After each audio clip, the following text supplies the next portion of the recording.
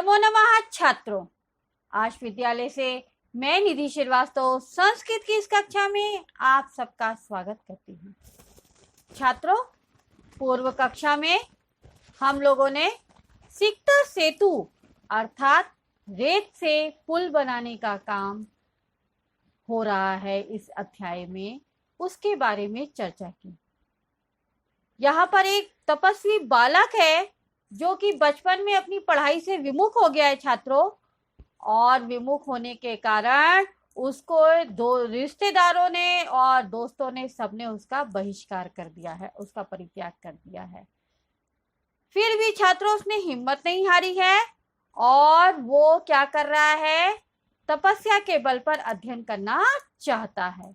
तो वो नदी किनारे बैठा है, तो वहां पर इंद्र भगवान वेश बदलकर आते हैं उसको सही मार्गदर्शन देने के लिए, और पास में ही उसके बैठकर क्या कर रहे हैं छात्रों, बालू से पुल बना रहे हैं नदी में। तो उन्हें वो ऐसा करते देखकर हंसता है छात्रों, और उनका मजाक उड़ाता है और कहता है कि कहीं मिट्टी से कहीं रेत से पुल बनेगा, वो भी पानी में, वो तो बह जाएगा। फिर किस लिए गंगा के जल में व्यर्थ अपना टाइम वेस्ट कर रहे हो और बालू से पुल बना रहे हो। इंद्र उन्हें तो वो फिर उसके बाद कहते हैं, उसके बाद उसको इंद्र बोलते हैं कि यदि पढ़ने सुनने और अक्षरों की लिपि से अभ्यास के बिना अगर कोई विद्या अध्ययन कर सकता है तो मैं नदी में पुल क्यों नहीं बना सकता हूँ। तब वह छात्र कहता है, बालक कहता है तपस्वी, कि आप राम का अतिक्रमण कर रहे हो, क्योंकि राम ने पुल बनाया था कहां पर, पानी में, पत्थरों के माध्यम से। तो वो कहता है नहीं, मैं राम का अतिक्रमण नहीं कर रहा हूं, मैं तो सिर्फ नदी में पुल बना रहा हूं बालू से। तो फिर वो कहता है थोड़ी देर के बाद कि आप हनुमान का अतिक्रमण कर रहे हैं।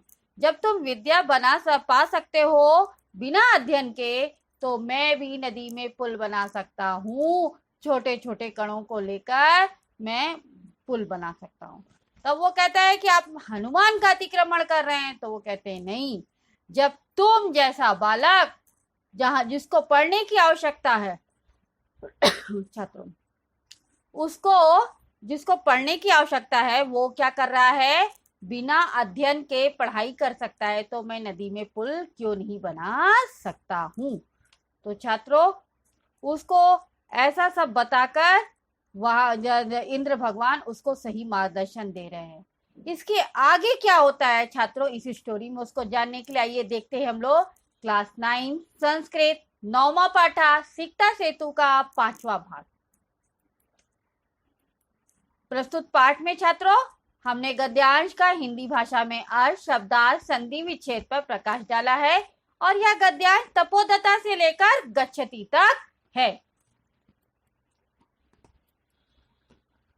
तपोदता क्या कह रहा है, सवै लक्ष्यम आत्मगतम। सवै लक्ष्यम यानी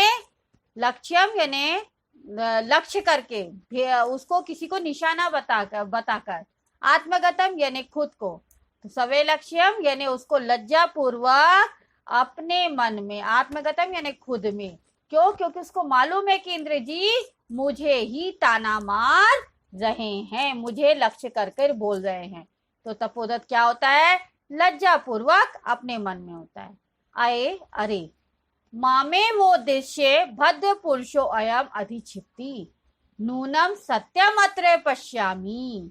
यानी उसने क्या कहा, अये यानी अरे, मामे वो उद्देश्य यानी माम प्लस ए प्लस उद्देश्य, यहाँ पर संधि हो रही है। सॉरी, माम यानी मुझे, एव यानी ही, उद्देश्य यानी उद्देश्य करके, लक्ष्य करके। भद्र पुरुषो अयम, यहाँ पर भी संधि हो रही है, भद्र पुरुष प्लस अयम। तो भद्र पुरुष यानी सज्जन पुरुष, अयम यानी यह। तो उसने क्या कहा कि अरे मुझे ही लक्ष्य करके यह भद्र पुरुष अधिक्षिप्ति यानी ताना मार रहा है, यानी मुझे फप्ती कस रहा है। तो यह भद्र पुरुष जो है ये मुझे ही ताना मार रहा है, मुझे ही उद्देश्य करके, मुझे ही लक्ष्य करके, ऐसा वह कहता है। नूनम सत्यम अत्र पश्यामि। नूनम यानी निश्चय, सत्यम अत्र संधि हो रही है, सत्यम प्लस अत्र, तो सत्यम यानी सच, अत्र यानी यहाँ, पश्यामि यानी देखता हूँ। तो वो क्या कहता है कि निश्चय ही मैं यहाँ पर सत्य देखता हूँ। अक्षर ज्ञानम विनय वैदुष्यम वाप्तुम अभिलषामि। अक्षर ज्ञानम विनय यानी अक्षर ज्ञान के बिना, एव यानी ही, यहाँ संधि हो रही है विनय में, बिना प्लस एव। वैदुष्यम वाप्तुम, यहाँ भी संधि हो रही है, वैदुष्यम प्लस अवाप्तुम अभिलषामि। ठीक है, तो यहाँ पर अक्षर ज्ञानम विनय यानी अक्षर ज्ञान के बिना ही, वैदुष्यम अवाप्तुम, वैदुष्यम फिर अलग हो रहा है अवाप्तुम, तो अवाप्तुम यानी प्राप्त करना, और वैदुष्यम यानी विद्वता यानी महारता। तो वो कह रहा है कि अक्षर ज्ञान के बिना ही जब तुम क्या कर सकते हो, क्या विद्वता प्राप्त कर सकते हो। अभिलषामि यानी उसको ग्रहण कर, अवाप्तुम यानी प्राप्त कर सकते हो, तो वो कह रहा है अभिलषामि यानी इच्छा करना, इच्छा करता हूँ। तो अक्षर ज्ञान के बिना ही जब तुम विद्या प्राप्त करने की इच्छा करते हो, तदियम भगवत्या शारदाया अवमानना। तदियम संधि हो रही है, तत् प्लस यम, भगवत्या यानी भगवती, शारदाया यानी विद्या की देवी शारदा, अवमानना यानी अपमान यानी तिरस्कार। ठीक है, तो यहाँ पर क्या कह रहा है, तदियम यानी तत् प्लस यम संधि हो रही है, भगवतया शारदाया अवमानना, तो यहाँ शारदाया अवमानना में भी संधि हो रही है, शारदाया प्लस अवमानना, तो तत्यम यानी तो यह, भगवतिया शारदया यानी भगवती शारदा का, अवमानना यानी तिरस्कार है। तो उसने क्या कहा तपोदत्त ने कि अक्षर ज्ञानम विनय वैदुष्यम वाप्तुम अभिलषामि, तदियम भगवत्या शारदया अवमानना, शारदा अवमानना। तो उसने क्या कहा कि अक्षर ज्ञान के बिना ही क्या हो रहा है, जब तुमको महारता यानी विद्वत्ता प्राप्त की इच्छा रखते हो, तो यह भगवती शारदा का अपमान है। भगवती शारदा कौन, विद्या की देवी सरस्वती का अपमान तुम कर रहे हो। गुरु गृहम गत्वै विद्याभ्यासो मया करणीय, पुरुषार्थैरे लक्ष्यम प्राप्यते। गुरु गृहम गत्वै यानी गुरु गृहम यानी गुरु के घर, गत्वै संधि हो रही है गत्वा प्लस एव, विद्याभ्यासो यहाँ भी संधि हो रही है विद्या प्लस अभ्यासा, मया करणीय। तो उसने क्या कहा, गुरु गृहम गत्वैव यानी गुरु के घर जाकर, गत्वा यानी जाकर, एव यानी ही, तो गुरु के घर जाकर ही, विद्याभ्यासो यानी विद्या का अभ्यास, मया यानी मेरे द्वारा, करणीय यानी करना चाहिए। तो उसने क्या कहा कि गुरु के घर जाकर ही मेरे द्वारा विद्या का अभ्यास करना चाहिए। पुरुषार्थ रे लक्ष्यम प्राप्यते, पुरुषार्थ प्लस एव, यहाँ पर भी संधि हो रही है, पुरुषार्थ अर्थात परिश्रम के द्वारा ही, लक्ष्यम यानी उद्देश्य की, प्राप्यते यानी प्राप्ति होती है। तो उसने क्या कहा कि गुरु के घर जाकर ही मेरे द्वारा विद्या ध्यान अभ्यास करना चाहिए। पुरुषार्थ रेव लक्ष्यम प्राप्यते यानी मेहनत से और परिश्रम से ही लक्ष्य की प्राप्ति होती है। प्रकाशम, प्रकाशम यानी प्रकट में, उजागर में। भो नरोत्तम ना हम जाने यत को अस्ति भवान। तो उसने क्या कहा तपोदत्त ने, भो नरोत्तम यानी भो नरोत्तम संधि हो रही है नर प्लस उत्तम, ना हम में भी संधि हो रही है ना प्लस अहम, जाने यत को अस्ति में भी संधि है का प्लस अस्ति भवान यानी आप। तो भो नरोत्तम यानी नर प्लस उत्तम यानी नरों में उत्तम पुरुष यानी पुरुषों में सबसे श्रेष्ठ पुरुष।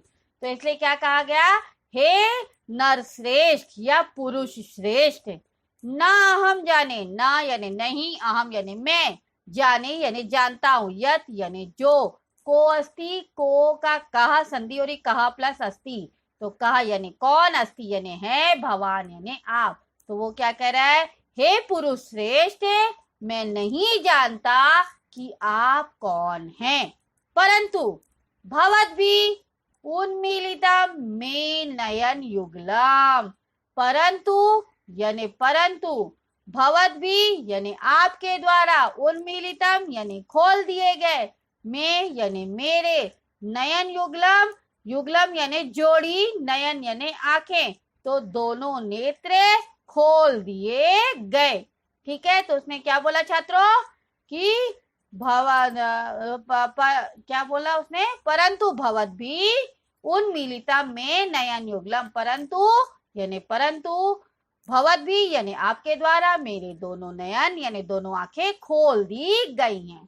तपोमात्रेण विद्यां वाप्तुं प्रयत्मानो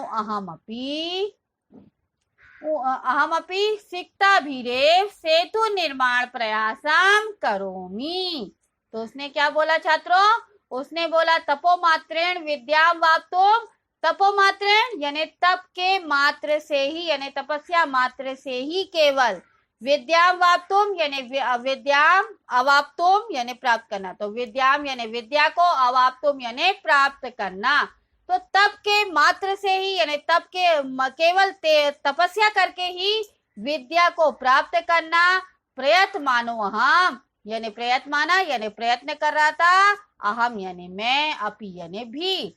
तो उसने क्या बोला कि तपस्या मात्र से विद्या प्राप्ति के लिए प्रयास करना, मैं सिक्तारी भी रेव सेतु निर्माणम प्रयासम करोमि। जब तुम तपस्या मात्र से विद्या प्राप्ति के लिए प्रयास कर रहे हो, तो मैं भी, अहमपि यानी मैं भी, सिक्ता भी रेव, सिक्ता यानी बालू, भीरेव सिक्ता भी यानी बालू के द्वारा, एव यानी ही, सेतु निर्माणम यानी पुल के निर्माण का, प्रयासम करोमि यानी प्रयास करता हूँ। तो जब आप क्या कर सकते हो, बिना तपस्या के, बिना अध्ययन के केवल तपस्या करके पढ़ाई कर सकते हो, तो मैं भी बालू से पुल बना सकता हूँ। तद्दिनानीं विद्याध्ययनाय गुरुकुल में गच्छामि। तदिदानीं, तो यहाँ संधि हो रही है, तत् प्लस इदानीं, विद्याध्ययनाय विद्या प्लस अध्ययनाय, यहाँ पे भी संधि है, गुरुकुल में भी संधि है, गुरुकुलम प्लस एव। तो उसने क्या कहा, तदिदानीं, तत् यानी तो, इदानीम यानी अब, विद्याध्ययनाय यानी विद्या अध्ययन के लिए, गुरुकुलम एव यानी गुरुकुल ही, गच्छामि यानी जाता हूँ। तो उसने क्या बोला कि तपस्या मात्र से विद्या प्राप्ति के लिए प्रयास करता हुआ मैं भी बालूका से ही पुल बनाने का प्रयास कर रहा हूँ, तो अब मैं विद्या अध्ययन के लिए गुरुकुल जाता हूँ। प्रणामम गच्छति, सप्रणामम गच्छति यानी प्रणाम करके चला जाता है। तो छात्रों, यहाँ पर यह अध्याय समाप्त होता है, और इस अध्याय से आपको क्या सीख मिलती है छात्रों, कि बिना अध्ययन के, बिना मेहनत के, बिना परिश्रम के हमको लाइफ में, जीवन में कुछ भी सफलता हासिल नहीं हो सकती है। हमको तपस्या करके हम चाहे विद्या कर लेंगे, विद्या प्राप्त कर लेंगे और हम विद्वता को प्राप्त कर लेंगे, तो नहीं सिद्ध है। हमको विद्या अध्ययन के लिए किसी बड़े के समर्थ में, किसी बड़े के, क्या बोलना चाहिए छात्रों, किसी बड़े के अंडर में जाने से ही हमको विद्या मिलती है, यानी गुरु का होना बहुत जरूरी है। तो इसलिए छात्रों, आपको हमेशा गुरु का साथ देना चाहिए और गुरु के अंडर में ही सीख विद्या अध्ययन लेनी चाहिए। तो छात्रों, आपको यहाँ पर इस अध्याय में जरा भी कोई भी डाउट है तो आप आश विद्यालय के ऐप्स को लाइक करके क्वेरी में जाकर अपना डाउट क्लियर कर सकते हैं। मैं आपका जवाब जल्द से जल्द दूंगी। तब तक के लिए धन्यवाद छात्रों। नमो नमः।